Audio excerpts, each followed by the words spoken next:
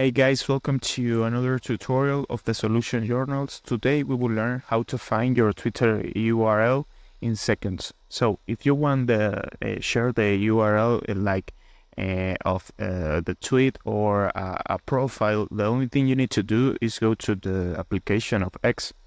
And here, for example, in this tweet, you need to go to this the down part of the tweet. In this part, this is the part of share post, and you can pick here in copy link, and you can you can share that post with someone with the link of that post, that tweet.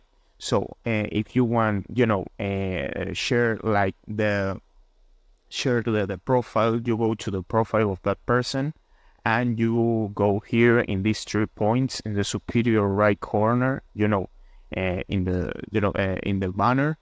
You pick here in these 3 points, and you can share that profile here and share, and you can get the link of the